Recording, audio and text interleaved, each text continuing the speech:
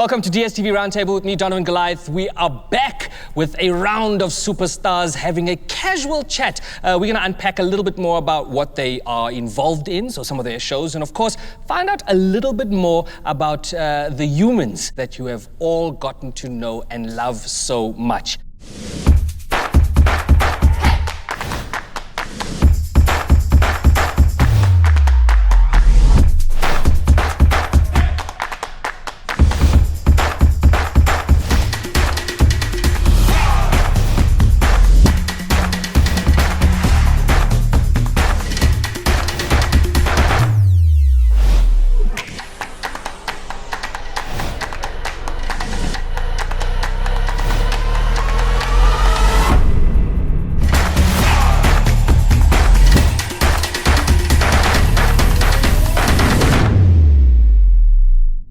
What would you say if there's somebody out there who's watching right now who has never seen an episode of any of the shows that you're involved in?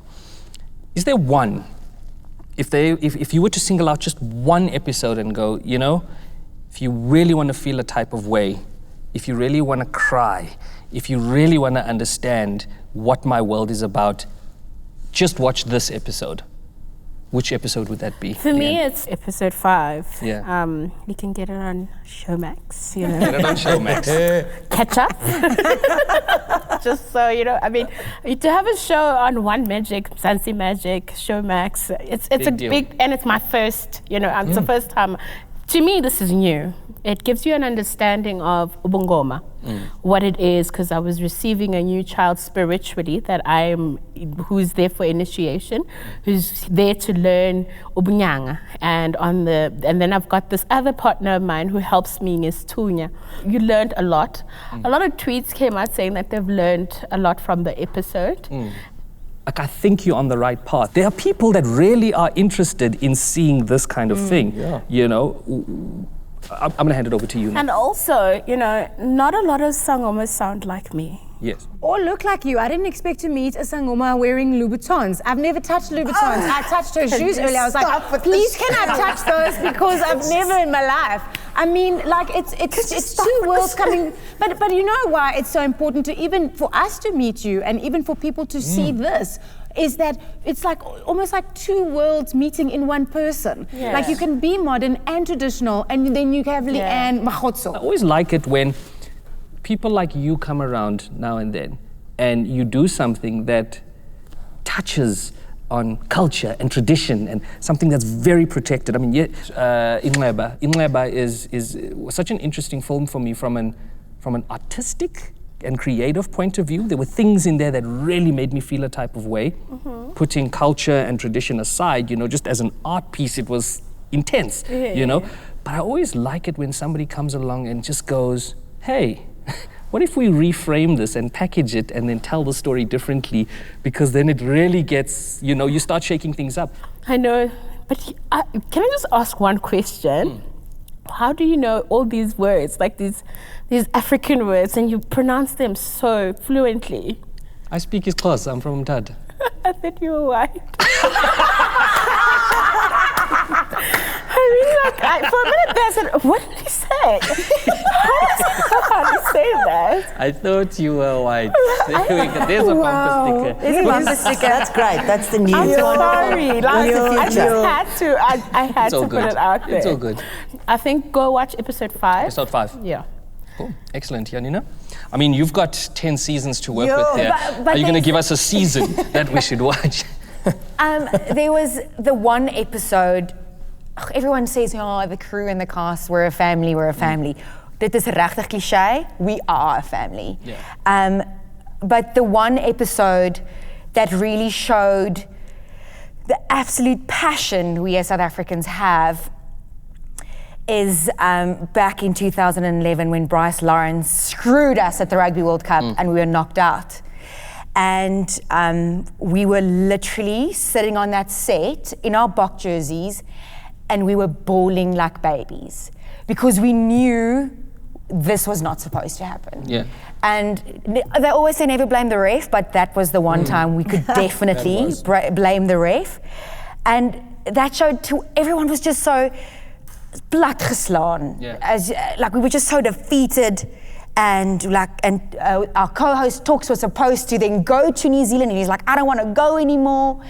And then at the end, Bok van Blerk, he was our artist for that episode, and he sang this song at the end, and we literally took each other around the waist and we cried. Oh. We cried as a team because we knew that the nation was also very moeg and gatvol, and that wasn't supposed to happen. So that is quite a very special episode. So what episode number is it? Yeah, I don't know. Oh, okay.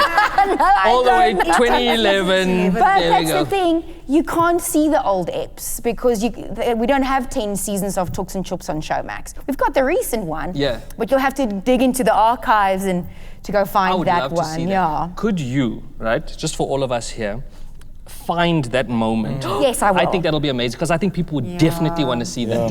Ons vir jou sy Afrika. Ons vir jou sy Afrika. Geen nie op wie voor ons staan soos 'n rots staan 'n nasie saam ons vir jou sy Afrika.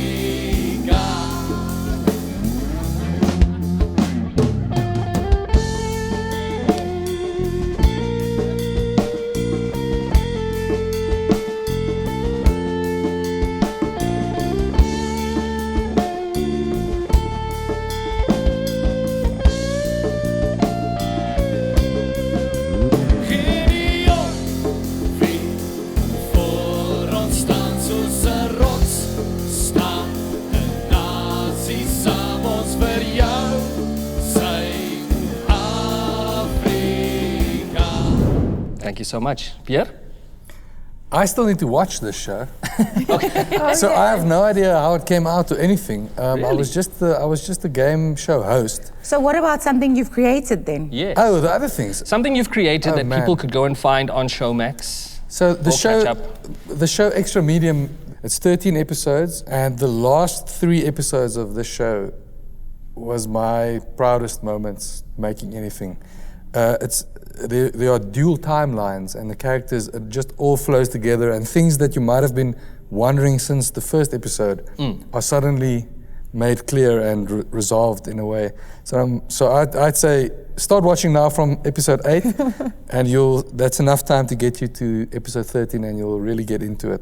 It's about a family, a very weird family, and their crazy struggles trying to stay alive. It was very weird.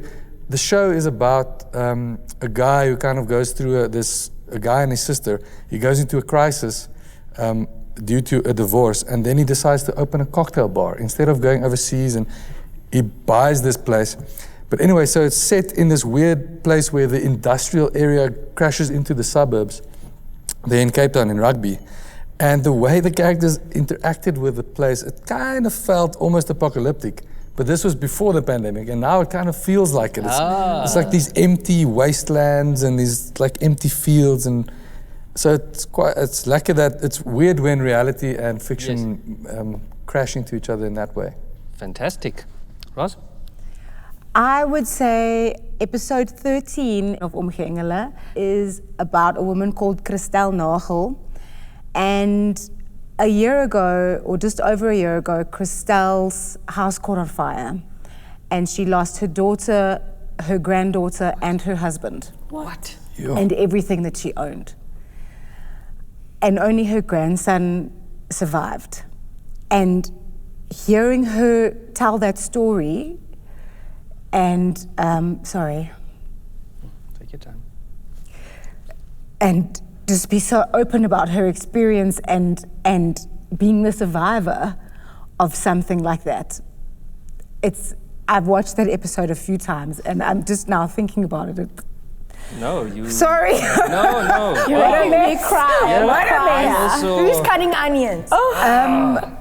Just thinking about the kind of resilience as a human being you have to have, and just with her being so open Because I mean, if something that traumatic happens in your life, you can either go to the extreme where you just want to close yourself off. Yeah.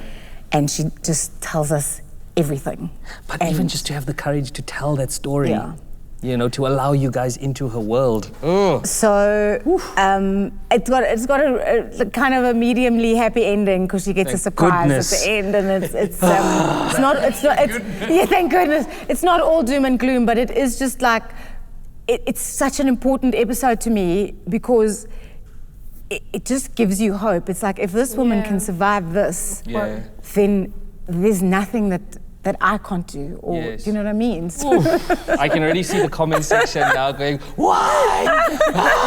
Come, it's festive. Why are you doing this to us? Yeah, but South Africans engage with that big time. Yeah. Exactly. They'll probably write to the newspapers about Kristal. Yes. And, yeah, people they're also going to want to help. Yes. Shucks. So yeah. Man, yeah, no, Sorry. I think you threw us off here a little bit. I was not I ready. almost cry. I was not I ready. cry if Kabous, how about you? Oh, it's the most difficult question I get asked. We've done so many episodes as well. Every episode is always a different topic, different people. Every time I try and answer something differently because there are so many to choose from. I think the core of our program of Prontuit is to actually do what I would call cultural broking. So it's like Azil Kutsia gave me that term. She's an academic in the Cape. It's sort of taking the viewer to different South Africans mostly, or people in Africa, and showing them, breaking down perceptions perhaps, or giving them another idea of how people live. And one episode that I've never mentioned on any platform is the Bagarezi. Those are the people that collect trash and then take it, and recycle it. And we actually went to all the places that they dwell and followed them for the day, etc. And it's very interesting how diligent they are and what they do for the cities. And then yet again, the cities don't see them. The unseen, getting up, following a routine, having all the diligence, even more than me, and then they do the city a favor in a way. And then to see this parallel universe unfolding and it actually becoming a metaphor for the parallel state that our country's in, how the citizens and civil society is running this country, basically. So I think of the Bagarezi with a big smile. The hardest interview I've done to this day, and it's been about 5 years, was the one with Janie Allen, which was quite scary because she's Janie Allen, you know. Yes. Another thing is that we visited Zimbabwe and we spoke to farmers there, and they're still there. And I cry for courage as well. You can just say the word courage and I crack. So it's that, yeah. Let me stop.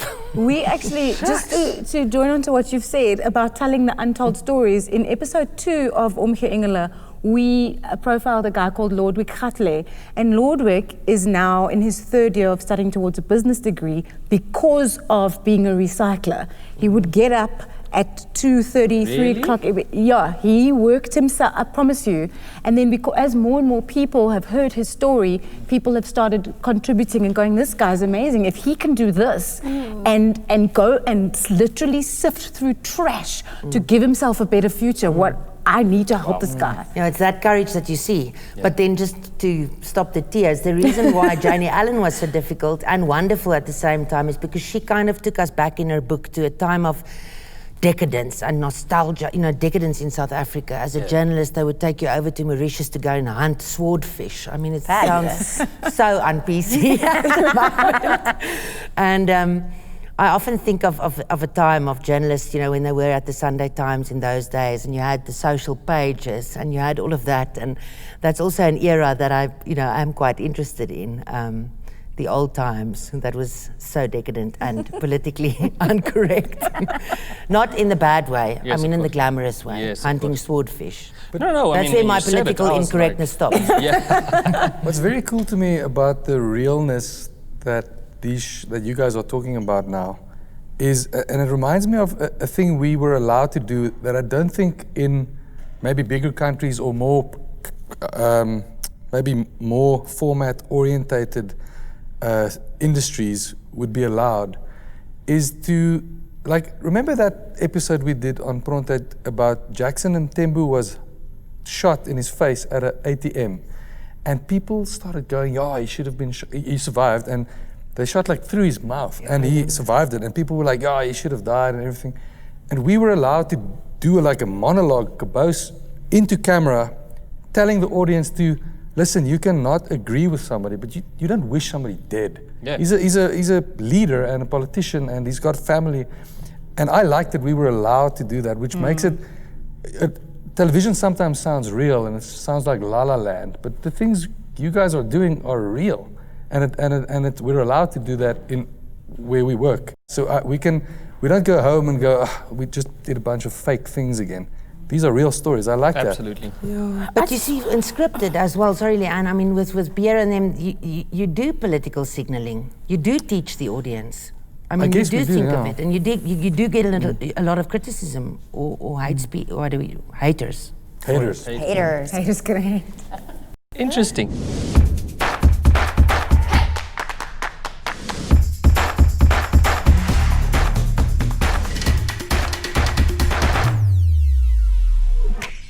Now, something that we have been chatting about, I guess, off screen as well. We've been commenting quite a little bit about this. And anybody can take the first answer here. Okay. What would you say makes each of your respective shows uniquely South African/African stories? I think the diversity. Yeah. I think there's so many characters from different backgrounds and ethnicities and African nationalities as well that are represented in the show. Yeah. So it's not really just about Black South Africans in Vosloorus. You have Nigerians, Russians, Caucasians, Afrikaans, English, Indian, coloreds. So even in prison, we have the prison life as well. Yeah. So it's a really true reflection of our diversity, and it feels very inclusive. So yeah, and I think that's a clear reflection of our context in South Africa. So definitely the diversity of the different characters that come into the story. Yeah. I love that answer. Yeah. Very, very nice. Yeah. Yes. Who wants to go next? Kate? Yeah, I mean, it's. I think we're faced with culture clash on a daily basis, and I think it's nice. I could go deep here. I might go deep. As a white person, there's a lot of like putting your imprint on things, and everyone must speak English, everyone must cater to your needs, and I try and kind of fight against that in my personal capacity. But it's wonderful to have a movie that laughs at that, and the character has to realize what she's doing, and it's, for me, there's healing in that, even though it's a comedy. There's healing in a person who's white and privileged finally realizing I'm wrong. And in a way that is not forceful, in a way that is gentle, in a story that will make you feel good. Yes. But it's there and it's important. So for me, that might be a bit deep, but that's. I think it's important. Yeah, it's important. We need more conversations like that. Yeah. And I really like how you get into detail with, say, the family in Boerkaap, for example. I can see your face light up, because there are a lot of obviously new experiences there, things that you really got to learn about that. You see, whatever, simple artifacts, for example, in somebody's house in a Boerkaap mean so much, and to really unpack and get to understand the story of where these things come from and why they're so important. It's amazing. You see Boerkaap as a tourist attraction, and it must drive the people mad. They're having these tourist buses coming, looking at me, doing their laundry. Yes. It's crazy. But Iodia, who plays opposite me, she was amazing because she said she was having an existential crisis at one point, and she went to the libraries and read up on the history of Boerkaap from when the slaves settled there, and it was amazing. I'd sit with her and we'd sit in our chairs outside waiting, and she would tell me all of these amazing stories, and she lived in different sections, and it was so wonderful because it was just like story time with Iodia, every day learning about a different part of the world that I was separate from but had now been invited in. And I think that's, you have to acknowledge that you are being invited to tell a story. Yes. So listen and learn. Yes. Yeah. And that was a wonderful process for me. Yeah. That's amazing. I think there's a...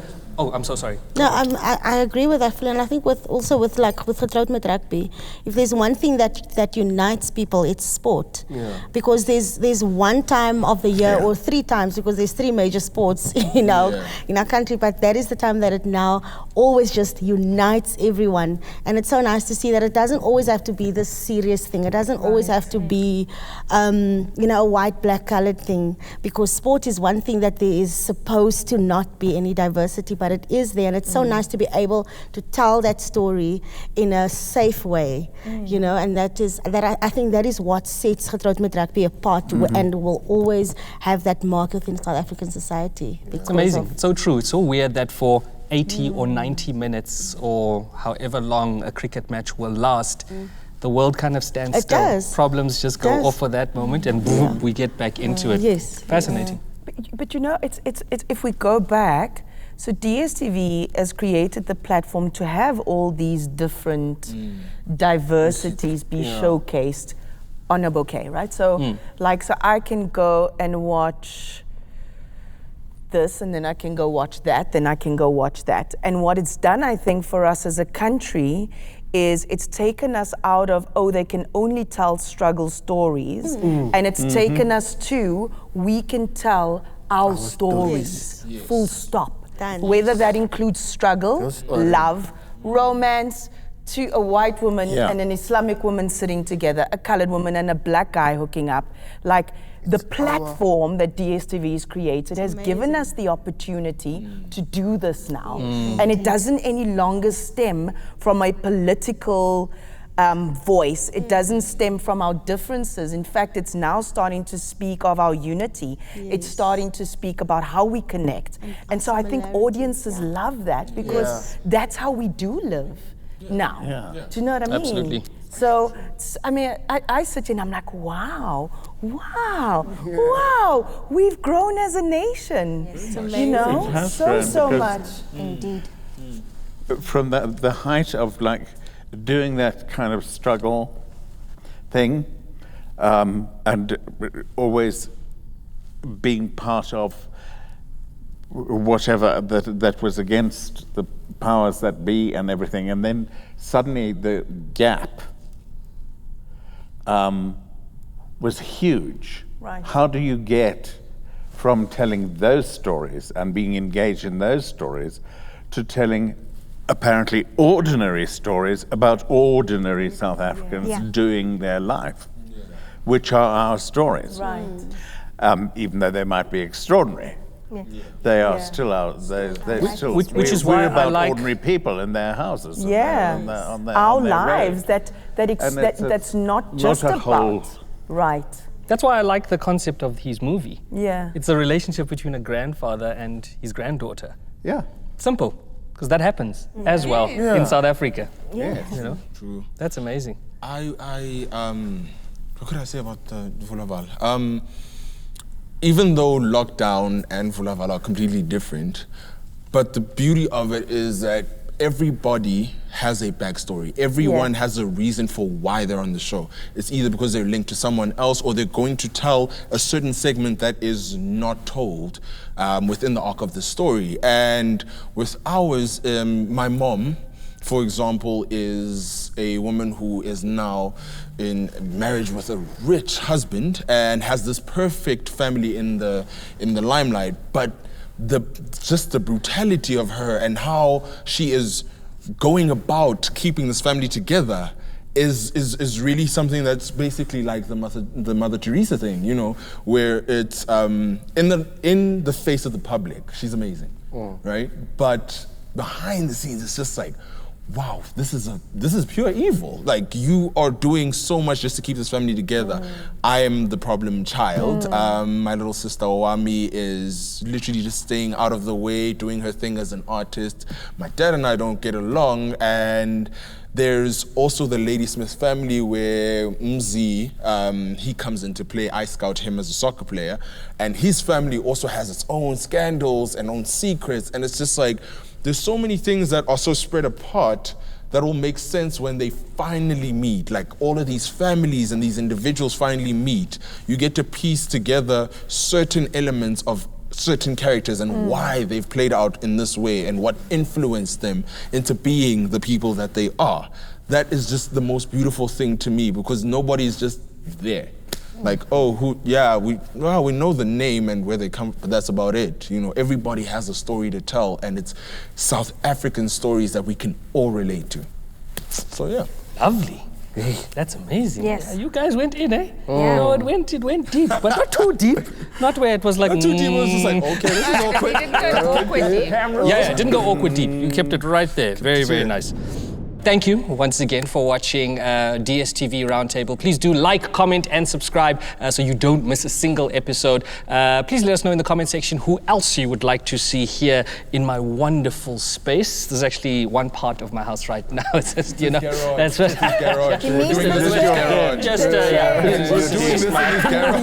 Little area.